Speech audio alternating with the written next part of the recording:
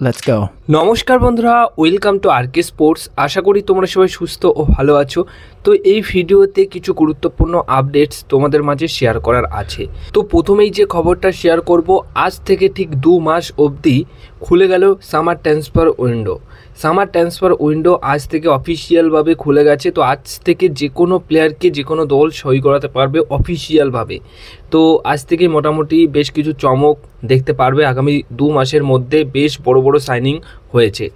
তো এই ক্ষেত্রে বলে দিই যে এখনও অবধি মোহনবাগানের যে ট্রান্সফার রেজিস্ট্রেশন ব্যান যেটা হয়েছিল বা রেজিস্ট্রেশন ব্যান যেটাই খেয়েছিল সেইটা কিন্তু এখনও উঠে আসেনি বা ওঠেনি ওই ফিফার কারণে। কারণ ফিফার সিস্টেমে কিছু প্রবলেম হয়েছে, তার কারণেই এটা উঠতে একটু সময় লাগছে। কিন্তু মোহনবাগানের তরফ থেকে যা যা করার দরকার সেটা মোহনবাগান দল করে রেখেছে।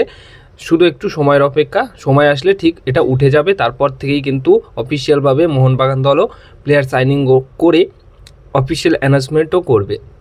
এর পাশাপাশি তোমাদেরকে নেক্সট আপডেট যেটা শেয়ার করব, রোনাল্ডো ন্যাশন কাপ জেতার পর কিন্তু বড়সড় ঘোষণা করেছে যে সে আজ সৌদি প্রো লিগেই থাকছে এবং আল নাসারের সাথে আরও একটা মৌসুমি চুক্তি বাড়িয়ে নিচ্ছে। তো সেই অনুযায়ী এখন যদি সব কিছু ঠিকঠাক থাকে তাহলে মোহনবাগানের সাথে আল নাসারের ম্যাচ হতে পারে যদি একই গ্রুপে পড়ে। একই গ্রুপে যদি পড়ে তাহলে আল নাসারের বিরুদ্ধে মোহনবাগান দল ম্যাচ খেলবে আর রোনাল্ডোকে তোমরা কিন্তু খেলতে আসতে দেখতে পারবে জুয়ার্তি ক্রীড়াঙ্গনে। তো বিশাল বড় একটা ম্যাচ স্বপ্ন হয়ে থাকবে যদি এটা হয়ে যায়। কারণ রোনাল্ডোর শেষ সময় আর শেষ সময়ে এসে যদি মোহনবাগানের এগেনস্টে ম্যাচ সে খেলে বা মোহনবাগান দল তার এগেনস্টে ম্যাচ খেলে, একটা বিশাল ঐতিহাসিক ম্যাচ হবে। এরপরে নেক্সট আপডেট যেটা শেয়ার করা রয়েছে, কলকাতার 3 প্রধানের মধ্যে মোহনবাগান দল ট্রান্সফার ব্যান বা রেজিস্ট্রেশন ব্যান খেয়েছিল কিছুদিন আগেই, সেটা এখনও রয়েছে। আবার নতুন করে কিন্তু মোহামেডান এসসি দল ট্রান্সফার ব্যান খেলো। হ্যাঁ, ট্রান্সফার ব্যান কোনো রকম ফুটবলার রেজিস্ট্রেশনের ওপরে খায়নি, খেয়েছে অন্য একটা কারণের জন্য। সেটা হচ্ছে গত মরশুমে বিভিন্ন ইস্যুতে কিন্তু ক্লাবের ওপর প্রায় 30 লক্ষ টাকা ফাইন করেছিল EIFF। তো সেইটার জন্যই কিন্তু সেই ফাইনগুলো মানে ইনভেস্টাররাও তখন দিয়েছিল না। যদি সেই সমস্ত ফাইন দিয়ে দিত তাহলে হয়তো এই ট্রান্সফার ব্যানটা হতো না। তো সেইটার জন্যই হয়েছে 1 বছরের জন্য ট্রান্সফার ব্যান করা হয়েছে। কিন্তু যা যা অর্থ যেটা ফাইন হয়েছে সেই অর্থ যদি মিটিয়ে দেয় তাহলে কিন্তু ট্রান্সফার ব্যান উঠে যাবে। তো এরপরে নেক্সট আপডেট যেটা শেয়ার করার রয়েছে, মোহনবাগান দলের নতুন একটা দায়িত্বে কিন্তু রয়েছে সৃঞ্জয় বোস। তো সেই সৃঞ্জয় বোস বড়সড় প্ল্যান করেছে নেক্সট ইয়ারে। সে কি করবে সেটা নিয়ে বড়সড় প্ল্যান রয়েছে তার। যেরকম সে টিকিটের ওপর একটা প্রপার অ্যাবিলিটি তৈরি করছে, টিকিট যাতে ঠিকঠাক করে পায় সবাই এবং কোনো প্রবলেম না হয় এটা নিয়ে সে দেখবেন। তারপর জুয়ার্তি ক্রীড়াঙ্গনে যখন ম্যাচ হয় তখন কিন্তু জলের যে সমস্যাটা সেটা ঠিকঠাক দিতে পারে সেটা নিয়েও সে দেখবে।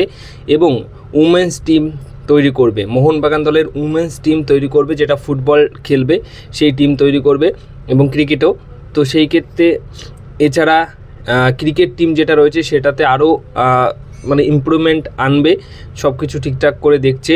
এবং যে ওয়েবসাইটগুলো রয়েছে সেগুলোও কিন্তু ঠিকঠাক করে চালাবে, মেনটেন করবে। এই কাজগুলো কিন্তু আগামী 1 বছরের মধ্যেই সৃঞ্জয় বোস করতে চলেছে, এমনটাই কিন্তু খবর রয়েছে নতুন দায়িত্বে এসেই।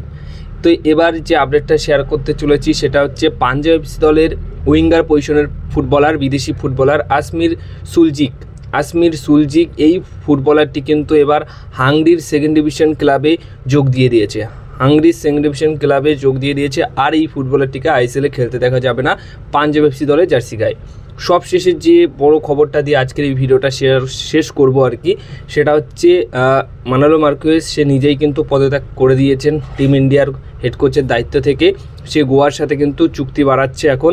তো এখন যে খবরটা রয়েছে যে নতুন হেড কোচ কিন্তু চূড়ান্ত হয়ে গেছে, ভারতের শ্রেষ্ঠ একটা কোচ বর্তমান সময়ে দাঁড়িয়ে সেই কিন্তু নতুন হেড কোচের দায়িত্ব নিতে চলেছে। আর সেই কোচটি হচ্ছেন কোচ খালিদ জামিল পুরোপুরি চূড়ান্ত হয়ে গেছে এবং কোচ খালিদ জামিলের নাম কিন্তু খুব তাড়াতাড়ি ঘোষণা করবে EIFF বা কল্যাণ চৌবে, এরকমটাই কিন্তু খবর রয়েছে।